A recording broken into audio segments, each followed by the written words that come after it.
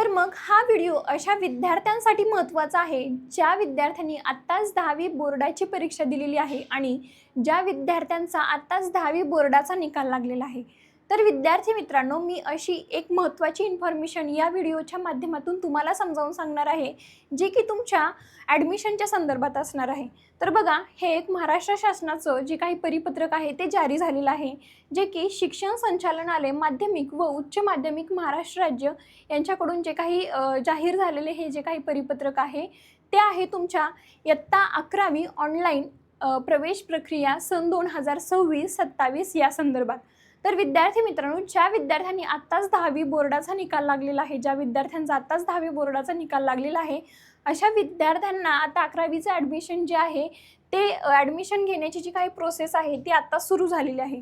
तर बघा, हे जे काही ॲडमिशन आहे ती ॲडमिशनची जी काही प्रोसेस आहे ती तुमची सुरू होणार आहे 11 मे 2026 पासून। 11 मे 2026 पासून आणि त्याच्यामध्ये पण ऑनलाईन प्रवेश प्रक्रिया भाग 1 आणि भाग 2 भरून इयत्ता 11वी मध्ये विद्यार्थ्यांना प्रवेश नोंदणी करण्याची सुविधा जी आहे https mahafyjcadmissions.in या अधिकृत पोर्टलवर उपलब्ध करून देण्यात आलेली आहे।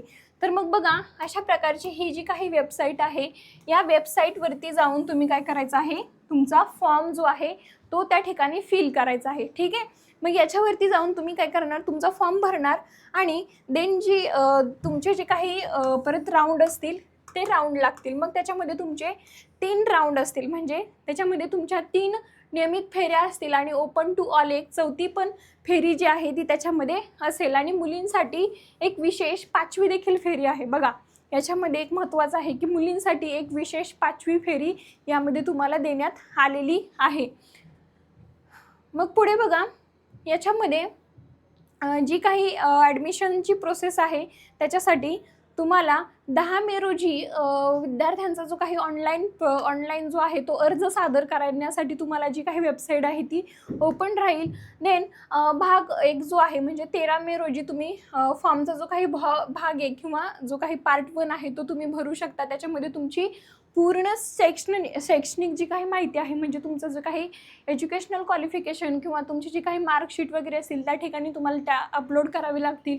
नंतर विद्यार्थी एकाच वेळी भाग 2 म्हणजेच पार्ट 2 जो काही फॉर्म आहे त्याच्यामध्ये ऑनलाईन अर्ज करू शकतो आणि त्यासोबत 15 मे रोजी काही प्रोव्हिजनल जनरल मेरिट लिस्ट जी आहे ती त्या ठिकाणी लागण्याची शक्यता आहे आणि त्याच्यामध्ये तुम्हाला 16 मे ते 19 मेच्या दरम्यान तुम्हाला त्याच्यामध्ये ग्रीव्हन्स पिरियड देखील त्याच्यासाठी दिला जाईल। म्हणजे ग्रीव्हन्स म्हणजे काय होतं रे, तर जर का तुमच्याकडून एखाद्या वेळेस चुकीचं डॉक्युमेंट जे आहे ते अपलोड केलं गेलं असेल किंवा चुकीची माहिती त्याच्यामध्ये भरली गेली असेल तर त्या ठिकाणी तुम्हाला ग्रीव्हन्स पिरियड देखील त्या ठिकाणी देण्यात येतो, कारण तिथे तुम्ही ज्या काही चुका झालेल्या आहेत त्या ठिकाणी तुम्ही दुरुस्त करू शकता। ठीक आहे, मग आता पुढे बघा, इथे तुमची अंतिम यादी म्हणजेच फायनल मेरिट लिस्ट जी आहे ती तुमची 19 मेला लागेल आणि 20 मेला तुमच्या रिक्त जागा किती आहेत त्या रिक्त जागांचं जे काही प्रदर्शन आहे ते करण्यात येईल आणि पहिल्या फेरीसाठी जागा प्रदर्शित करणे म्हणजेच 20 मे रोजी तशा प्रकारच्या जागा तुम्हाला त्या ठिकाणी वेबसाईटला दिसून जातील। आणि जी काही अलॉटमेंट प्रोसेस आहे म्हणजेच जे काही फर्स्ट जो तुमचा कॅप राऊंड आहे तो फर्स्ट कॅप राऊंड असणार आहे तुमचा 26 मे रोजी। बघा, जी काही तुमची पहिली मेरिट लिस्ट किंवा पहिला जो कॅप राऊंड आहे ज्याच्यामध्ये आपण पहिली फेरी म्हणू शकतो तो लागत असतो तुमचा 26 मे 2026 रोजी लागेल आणि त्याच्यामध्ये ज्या विद्यार्थ्यांना कॉलेज अलॉट झालेलं आहे अशा विद्यार्थ्यांनी प्रवेश घ्यायचा आहे 26 मे ते 28 मे या दरम्यान। म्हणजे ज्या विद्यार्थ्यांना या पहिल्या फेरीमध्ये ज्या विद्यार्थ्यांना ॲडमिशन भेटलेलं आहे किंवा कॉलेज भेटलेलं आहे त्यांनी 26 मे ते 28 मेच्या दरम्यान जे काही डॉक्युमेंट्स असतील ते सर्व घेऊन तुम्ही त्या ठिकाणी ॲडमिशन जे आहे ते प्रोसेस कंप्लीट करायची आहे।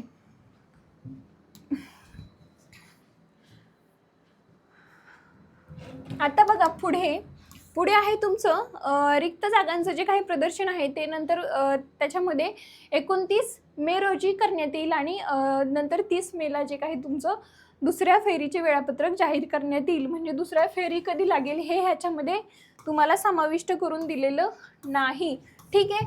तर विद्यार्थी मित्रांनो, मला आशा आहे की तुम्ही लवकरात लवकर फॉर्म भराल आणि जो काही प्रवेश आहे त्याच्यासाठी कोणते कोणते डॉक्युमेंट्स लागतील किंवा कोणते कोणते इम्पॉर्टंट पॉईंट्स तुम्ही त्या ठिकाणी लक्षात ठेवले पाहिजे. तर त्याच्यासाठी बघा, तुम्हाला काही महत्त्वाच्या या ठिकाणी इम्पॉर्टंट पॉईंट्स मी तुम्हाला सांगणार आहे. जो पण काही ॲडमिशनची प्रोसेस आहे ती फुल्ली ऑनलाईन आहे, म्हणजे पूर्णपणे ऑनलाईन प्रोसेस आहे याच्यामध्ये. Then cap processes in Maharashtra. Then must uploaded scanned documents plus show original verification. म्हणजे काय रे, तर तुम्ही जे पण काही डॉक्युमेंट्स अपलोड केलेले आहेत ते कसे असले पाहिजे, तर फुल्ली स्कॅनड पाहिजे. आणि त्यासोबत तुम्ही जे काही डॉक्युमेंट्स आहेत ते त्यांचा फोटो काढून व्यवस्थितरित्या स्कॅन करून ते काय करायचे आहे, त्याची PDF बनवून अपलोड करायची आहे. देन बघा, wrong documents is equal to admission cancel. जर का तुम्ही एखाद्या वेळेस चुकीचा त्या ठिकाणी एखाद्या ठिकाणी चुकीचा जर का एखादा डॉक्युमेंट जर का जोडला असेल तर तुमचं ॲडमिशन देखील कॅन्सल होण्याची शक्यता आहे. तर तुम्ही व्यवस्थित डॉक्युमेंट जे आहेत ते त्या ठिकाणी अपलोड करणे गरजेचं आहे. नंतर बघा, keep multiple photocopies 2 to 3 sets.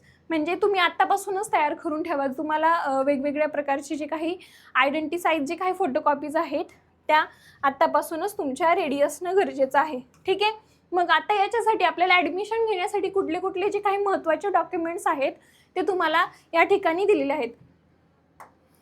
मग बघा, फर्स्ट आहे तुमचं 10th मार्कशीट, म्हणजे 10वीचं जे काही मार्कशीट आहे ते याच्यासाठी तुम्हाला सगळ्यात महत्त्वाचं आहे. देन 10th लिव्हिंग सर्टिफिकेट, म्हणजे तुमचा जो काही दाखला आपण ज्याला म्हणतो किंवा TC म्हणतो तो पण असणं आवश्यक आहे. देन डोमासाईल सर्टिफिकेट असणं गरजेचं आहे. देन आधार कार्ड असणं गरजेचं आहे. देन पासपोर्ट साईज फोटोग्राफ्स असणं तुमच्याकडे गरजेचं आहे. देन नॅशनॅलिटी सर्टिफिकेट तुमच्याकडं असणं महत्त्वाचं आहे. Then caste certificate and non creamy layer देखील तुमच्याकडं असणं आवश्यक आहे. देन इन्कम सर्टिफिकेट असेल, कास्ट व्हॅलिडिटी सर्टिफिकेट असेल आणि रॅशन कार्ड देखील असणं गरजेचं आहे.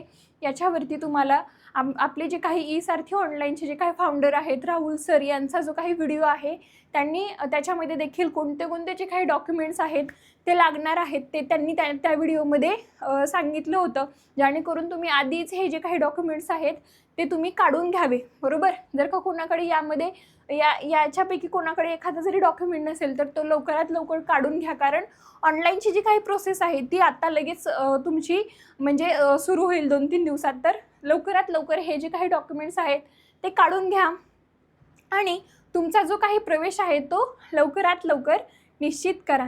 तर विद्यार्थी मित्रांनो, हा जो काही व्हिडिओ आहे हा व्हिडिओ अशा लोकांपर्यंत शेअर करा ज्यांनी आत्ताच 10वी बोर्डाची परीक्षा दिलेली आहे आणि ज्यांना 11वीमध्ये प्रवेश घ्यायचा आहे. चला तर मग या व्हिडिओ आवडला असेल तर या व्हिडिओला लाईक करा, जास्तीत जास्त लोकांपर्यंत शेअर करा आणि अशाच प्रकारच्या इन्फॉर्मेटिव्ह व्हिडिओज पाहण्याकरिता आमच्या ई-सारथी ऑनलाईन या YouTube चॅनलला सबस्क्राईब करा.